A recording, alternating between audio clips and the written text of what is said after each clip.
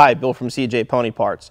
If you're a Mustang enthusiast like me, chances are at one point you've probably owned a Fox body Mustang. These cars are still so popular today, it's hard to believe it's been over 20 years since the last one rolled off the assembly line. Still seems like yesterday I picked up my brand new 91 GT, but let's face it, these days, these are classic cars. And like many classics, many are in need of restoration.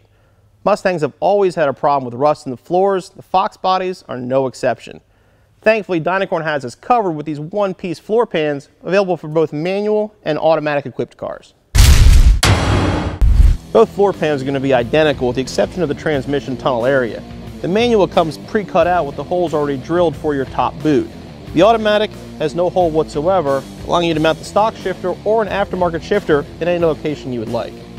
The pans feature original style stamping with all the factory holes already pre-drilled. Your e-brake bracket as well as the threaded nuts are already installed. You also have the threads for your seat belts already installed in the panel. Over here, there's an additional brace in the rear seat bolt area, which is a common failure in Fox body Mustangs. On the bottom of the pan, you can see the reinforcements for your seat bolts, as well as the reinforced plates for your seat belt bolts. You can also see your e-brake bracket, as well as the bracket for the cable. Pulled this slightly used 85 Mustang out of our salvage yard to show you how an original floor pan is going to compare to the new Dynacorn floor pan. While this pony's been put out to pasture a long time ago, it's a good example of the typical rust spots that are found in the Fox body Mustangs. The rocker area is very prone to rust on the early Mustangs, more so on the convertibles.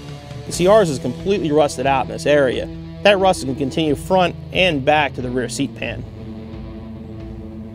Ford uses sound deadening material on a lot of the Fox body floor pans.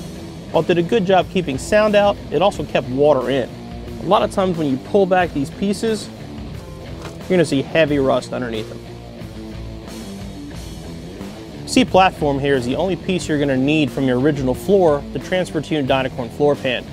Thankfully, as you can tell on our heavily rusted convertible, this is in excellent condition. These parts rarely go bad, one of the reasons Dynacorn doesn't include them.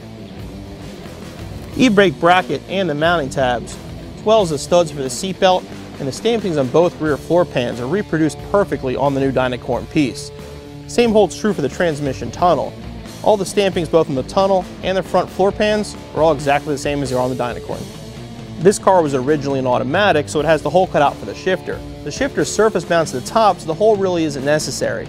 It's one of the reasons Dynacorn doesn't provide it. It allows you to move the shifter wherever you would like. Dynacorn designs these floor pans that fit both the coupe and hatchback models. If you have a convertible, you can trim this edge off here and it'll work as well. If you're looking to restore your Mustang back to original, or your street or race car needs a new floor pan, check out these one-piece pans from Dynacorn.